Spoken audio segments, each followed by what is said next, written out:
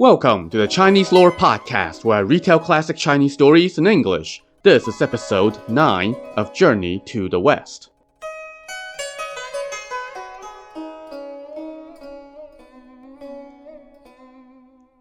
Last time, heaven was so helpless against the powers of Sun Wukong that the Jade Emperor had to step out of his Taoist cocoon and ask the Buddha for help. The Buddha humored Wukong for a while before dropping a mountain on him. Assuming that their nemesis had been brought to heel, the gods in heaven threw a big party to celebrate. But as the party was winding down, word came that Sun Wukong was starting to work his way out from under the mountain. But just as everyone was about to panic, the Buddha told them to chill, and he took out a piece of paper with 6 golden characters. This was a 6-syllable Sanskrit mantra that has been translated to English as "Praise to the jewel in the lotus." The utterance of this phrase is a common Buddhist practice, so think of this piece of paper as a magic scroll. The Buddha handed the piece of paper to one of his senior disciples and told him to go attach it to the mountain. The disciple left heaven, landed on top of the 5 Elements mountain, and securely attached the paper to a square rock. Immediately, the mountain seemed to grow roots and come together at the seams. There was just enough space left for Wukong to breathe, put his hands out, and move them around a smidge. Aside from that, though, he was trapped again, even more securely this time. Once the disciple reported back that the deed was done, the Buddha took his leave of the Jade Emperor and left. But as he and his disciples were about to head home, a thought came to his mind. He uttered an incantation and summoned an earth spirit and some divine guards to stand watch over 5 Elements Mountain and its prisoner. They were instructed that when Wukong grew hungry, they were to feed him iron pellets, and when he was thirsty, they were to give him melted copper to drink. Now, this just sounded like cruel and unusual punishment, but it was apparently all part of the plan as an act of compassion from the Buddha.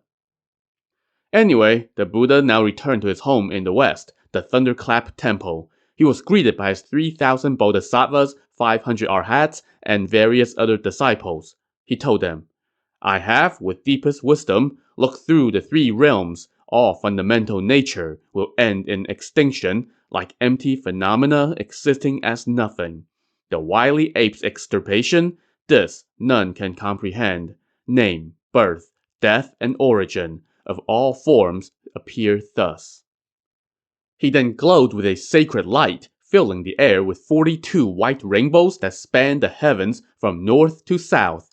Everyone kneeled and paid their respects. He then descended, sat down on his dais of lotus, and recounted to his disciples how he tamed Sun Wukong. They all praised him and then went back to their business.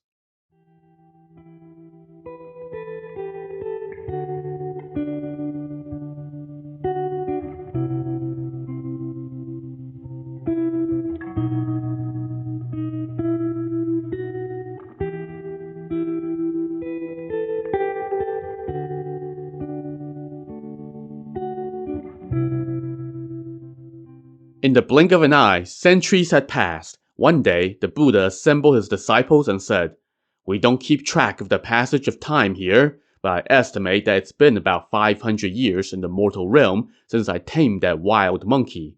Today is the 15th day of the first month of autumn, so I have prepared a treasure bowl filled with all sorts of exotic flowers and fruits. I would like to share them with all of you in celebration of the feast of the Ulambana bowl." So first, the Ulambana bowl is a bowl for making offerings to the Buddha during a festival to honor the dead. This festival is held on the 15th day of the 7th month of the lunar calendar. And second, for someone who doesn't track the passage of time, the Buddha has a pretty good handle on the exact date. But anyway, who was going to say no to the Buddha? In fact, all the disciples were so thankful that they presented poems to express their gratitude. Bunch of bootlickers. After they presented their poems, they invited the Buddha to drop some wisdom on them. And so he did, lecturing on the doctrines of the various sacred scriptures. Once he was done, he told everyone, "The morality of the 4 great continents differ from place to place. On the eastern continent, the people respect heaven and earth, and they are straightforward and peaceful. On the northern continent, even though they are apt to kill, they do so in order to make a living. They're also dull of mind and lethargic in spirit, so they aren't likely to do much harm. In our own Western continent, the people do not covet and do not kill. They control their humor and temper their spirit. While there are no top-tier sages among them, everyone is sure to attain longevity. But the people of the southern continent are prone to lechery and wickedness. They indulge in killing and strife. They are all indeed caught in the treacherous field of tongue and mouth, in the wicked sea of slander and malice. However, I have 3 collections of sacred scriptures that can persuade men to do good.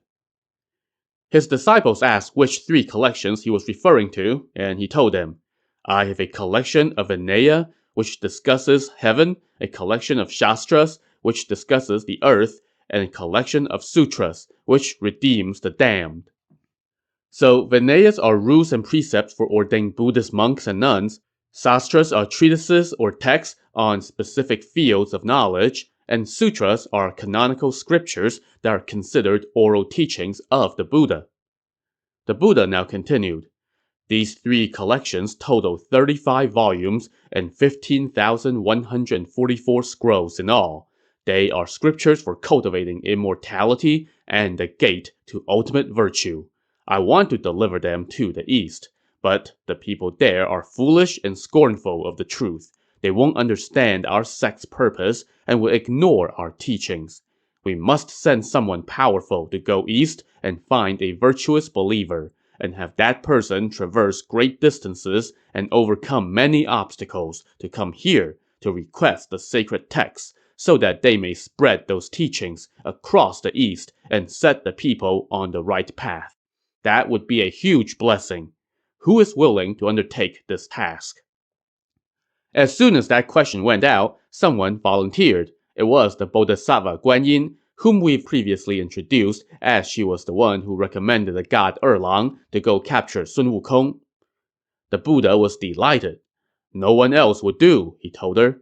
Only you, with your immense powers, can undertake this task. What instructions do you have for me for this trip to the east? Guan Yin asked. On your way there, you must scout the route, the Buddha said. You must not travel high in the clouds. You must fly low, observe the geography, and memorize the distances, so that you may tell the chosen scripture pilgrim.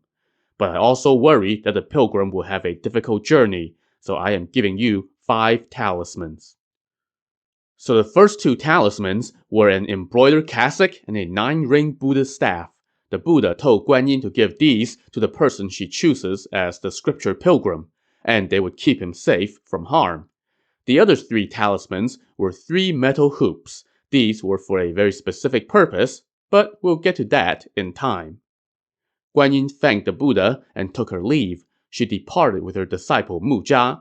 He doubled as her bodyguard, wielding a steel staff that weighed 1,000 caddies. He also carried the cassock and the Buddha staff in a bundle on his back, while she stashed away the metal hoops. The 2 now set off, flying low as the Buddha instructed. Now, Guan Yin made several pit stops on her way east to take care of some business and to set the stage for things to come. But we'll skip those for now, because it's more fun to reveal them in time. Anyway, on her last stop before reaching her destination, she passed by a mountain that emitted a golden glow. Master, Mu Zha said to Guan Yin, that is 5 Elements Mountain. You can see the piece of paper that the Buddha left to keep the mountain immovable. So that's where the great sage equal to heaven is trapped? She asked. Exactly. The 2 of them now landed atop the mountain, where they saw the piece of paper with the Buddha's mantra on it.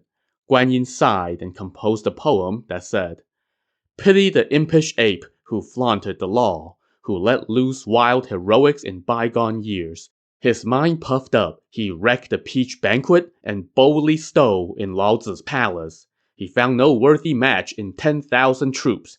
Through 9-fold heaven he displayed his power. Imprisoned now by our Buddha, when will he be free to show once more his might? Those words did not escape the notice of Sun Wukong. He shouted from under the foot of the mountain, Who's up there reciting poems and recounting my shortcomings? Guan Yin now descended the mountain. At the foot of a cliff, she saw the local earth and mountain spirits and the divine guards standing watch over their prisoner. They all bowed to pay their respects to her and brought her to see Sun Wukong. "Do you know me?" Guan Yin asked Wukong. Wukong opened his eyes, looked at her, and nodded. "How can I not recognize you? You are the compassionate Bodhisattva Guan Yin of the South Sea. Thank you for visiting me. In all the time that I've been here, none of my acquaintances have come to see me. Where are you going?" "On the Buddha's command, I am heading east to find a scripture pilgrim. I was passing by and decided to drop in." "That Buddha tricked me and pinned me under this mountain," Wukong lamented. "I haven't been able to move for 500-some years. Please, do me a favor and save me." "You have committed great offenses," Guan Yin said. "If I release you, I worry that you will do more wicked deeds." "I regret my mistakes," Wukong pleaded. "Please point me toward the right path. I am willing to change my ways." Guan Yin was delighted to hear that and told Wukong, "As the scriptures say, when a good word is spoken, an answer will come from beyond 1,000 miles. When an evil word is spoken, opposition will hail from beyond 1,000 miles. Since you are willing to change your ways, then let me go to the kingdom of Tang in the east and find a scripture pilgrim. They will rescue you, and you can be their disciple, join the Buddhist sect, and cultivate the fruits of righteousness. What do you think?" I'm willing! Wukong shouted. "In that case, let me give you a Buddhist name," Guan Yin said. "But I already have a name. I am Sun Wukong." "Well, that works. You can keep it. I'm off." So Guan Yin and Mu Zha took off again, and they headed east until they arrived in the city of Chang'an, the capital of the kingdom of Tang. Now, the Tang dynasty lasted from the year 618 to 907. It's considered one of the greatest golden ages in Chinese history. And at this particular time, it was just getting started. We are in the 14th year of the reign of its second ruler, Li Shimin, who is widely considered one of the top emperors, if not the best emperor, in Chinese history. So this would put us at about the year 639, if we were trying to map this to an actual historical timeline. Upon arriving in the capital, Guan Yin and Mu Zha entered a temple to a local earth spirit that was right off one of the main thoroughfares of the city. The local earth spirit and his bodyguards were quite startled to receive this VIP. They kneeled to welcome her, and then the earth spirit dashed off to tell all the other minor local deities in the city, who all came to pay their respects as well. Guan Yin told them the purpose of her trip, told them that she needed to crash at their temple for a few days, and swore them all to secrecy. As it just so happens, the Tang Emperor was holding a grand mass of land and water.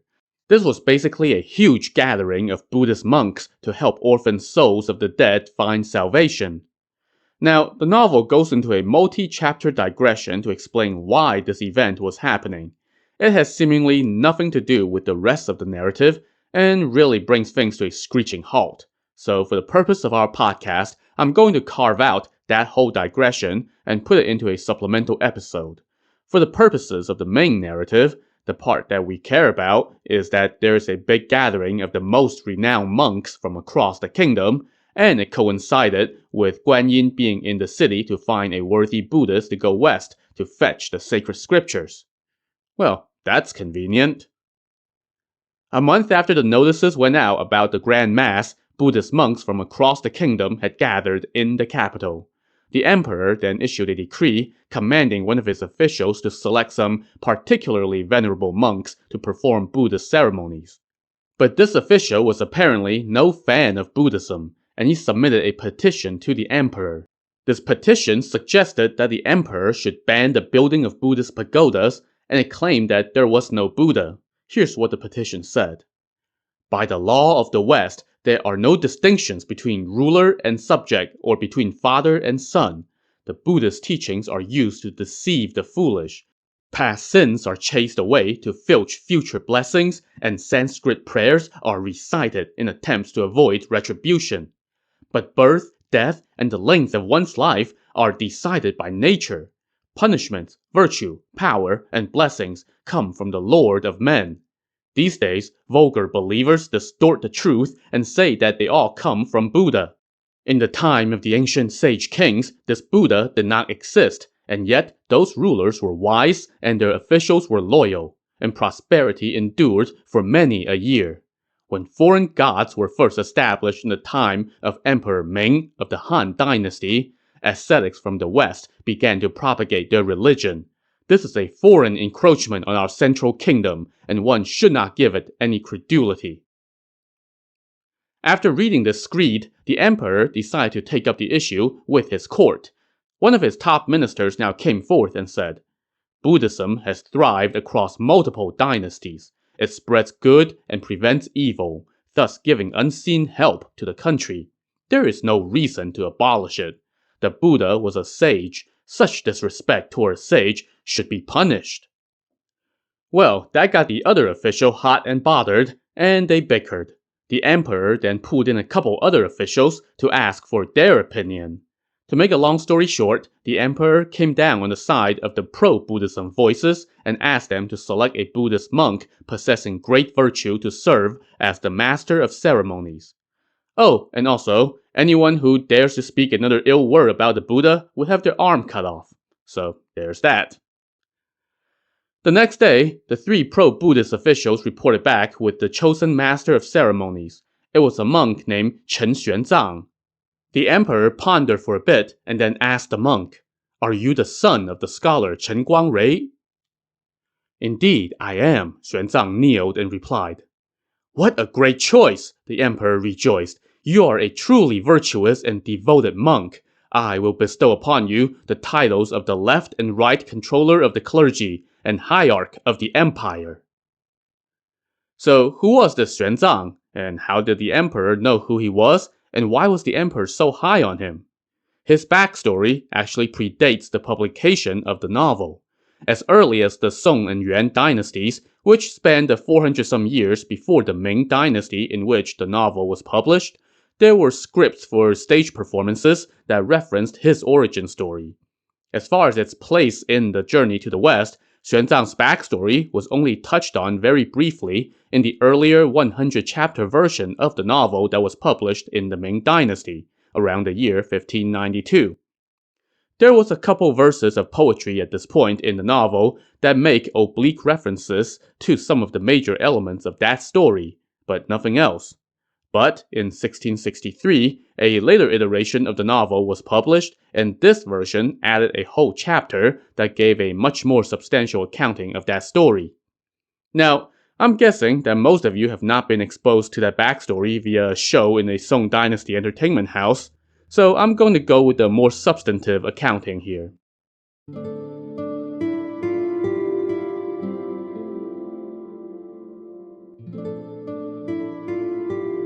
Some years earlier, during the reign of this Tang emperor, he decided that it was time for a recruitment drive to find more talent for the civil service. I know, crazy idea for the guy running the country, right? And the traditional Chinese way to do this was to hold examinations where scholars from all over came together and tried to demonstrate their knowledge of the classics. So notices were posted all through the kingdom, informing the people that there was to be a big exam in the capital. In the Haizhou prefecture, there was a man named Chen Guangrui. When he saw the notice, he went home and told his mother, a Madame Zhang, The court has issued an imperial edict announcing an exam to find talent. I would like to go participate and try to earn some minor position so as to bring honor to our house. My son, you are a scholar, and as the saying goes, study when you're young, go when you're grown. That is as it should be, Madame Zhang said. But you must be careful on your trip. Once you have earned your position, hurry home. So Chen Guangrui told the family's attendant to pack up his things, and he set out for the capital. When all the exams were graded, he placed first, which meant that he was pretty much set for life. The emperor personally bestowed the honor upon him, and he was given a 3-day parade around the capital. One of those parades happened to take him past the front door of the prime minister. The prime minister had a daughter named Lady Yin. Now she was of the marrying age, but had not found a match yet, and on that day, they had erected a tower in front of the prime minister's residence. Lady Yin ascended the tower, and all who wanted a shot at becoming her beau would gather, and she would choose one of them by throwing a ball in his direction. Now, this seemed like an awfully risky way for the daughter of a great house to choose a future husband. I mean, you're at the mercy of a bouncing ball, but hey, tradition. Anyway, while Lady Yin was surveying the crowd, she spotted Chen Guangrui. She knew that he was the top scorer in the just concluded national exams, so she figured that he was a learned man, and she was taken with his handsome appearance as well. So she chucked the ball in his direction, and fortunately for her, it struck him on the head and knocked off his official's hat. The next thing you know, happy music was blaring, and a dozen or so maids hurried down from the tower and bum-rushed Chen Guangrui, escorting him into the prime minister's residence. The prime minister and his wife welcomed him, and they granted him their daughter's hand in marriage. So this was turning out to be one hell of a trip for Chen Guangrui.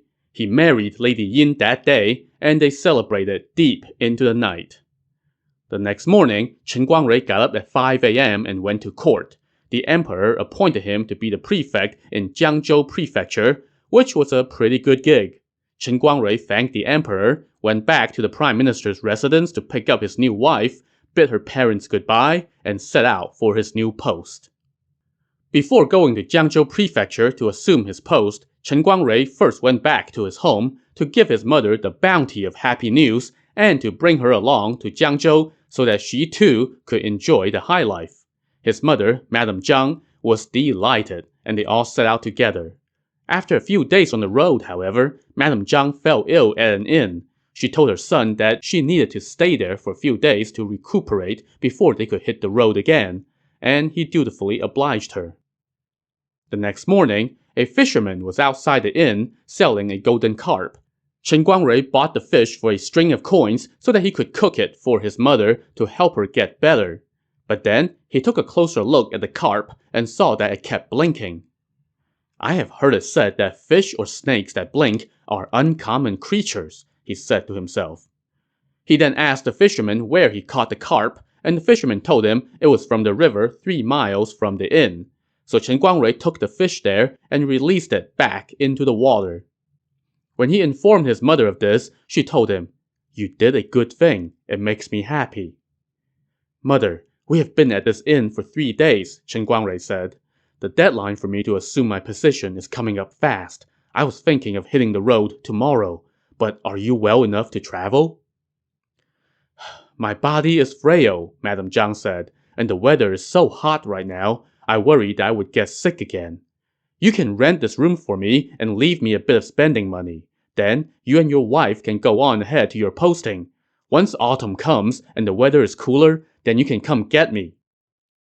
Chen Guangrui discussed it with his wife, and they agreed on this suggestion. So they paid the innkeeper enough money to rent the room until the fall, and gave his mother some spending money. Then, husband and wife, along with their family attendant, resumed their journey.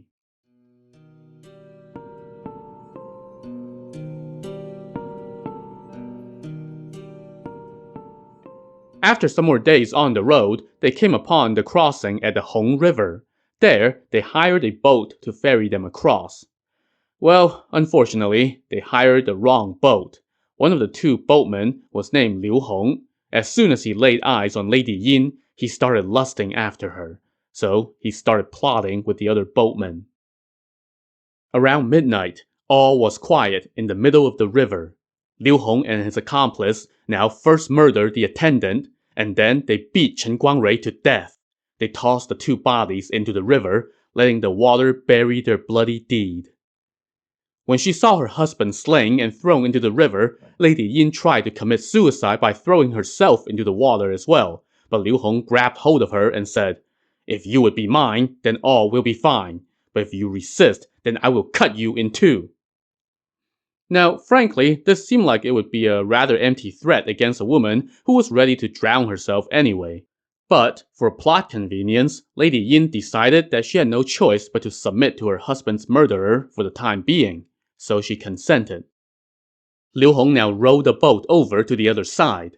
There, he gave the boat to his accomplice, while he put on Chen Guangrui's clothes, took his identity and his wife, and went to assume his post as prefect of Jiangzhou.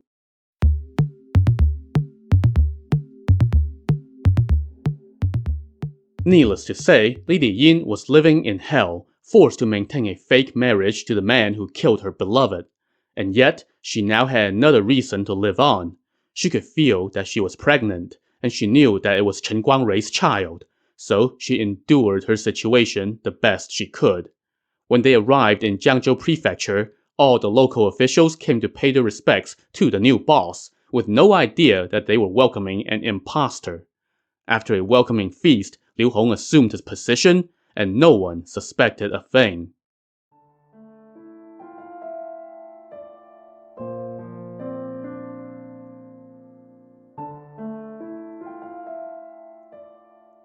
One day, Liu Hong was away on a business trip. Lady Yin was sitting in her garden alone, lamenting her fate and thinking about her husband and her mother-in-law. Suddenly, she felt pangs of pain shoot through her body, and she collapsed to the ground. The baby was coming. Moments later, she was holding a newborn boy. Suddenly, she heard someone say, "I am the star spirit of the South Pole. On the command of the Bodhisattva Guan Yin, I hereby give you this son. His name will become renowned in the future. He will be an uncommon man. But if that criminal Liu Hong comes back and sees him, he will no doubt kill the boy. You must protect him. Remember my words. Now, wake up." And with that, Lady Yin startled awake, with those words ringing in her ears and the baby in her arms. As she was trying to figure out how to protect the child, Liu Hong suddenly returned from his trip. As soon as he saw the baby boy, he wanted to drown the child. "It's already late in the day," Lady Yin said. "We can throw him into the river tomorrow." The next morning, Liu Hong was called away early by some sudden urgent business. With him gone, Lady Yin thought to herself, "If I wait until that criminal comes back, this boy's life would be forfeit. Why don't I throw him into the river now and leave his fate in heaven's hands?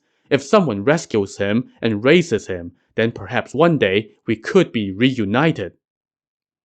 To make sure that the boy would have some clear method of identifying his parents when that day came, she bit her finger and wrote a letter in blood, writing down his parents' names and explaining his background. And to make sure that she would have some clear method of identifying her child on that day of reunion, she bit off a toe on the infant's left foot, which is just, ouch, that poor kid. Lady Yin now wrapped her 9-toed infant in a cloak and snuck out of her house. Fortunately for her, the house was not far from the river bank. There on the bank, she had a good cry and then prepared to toss her infant into the water.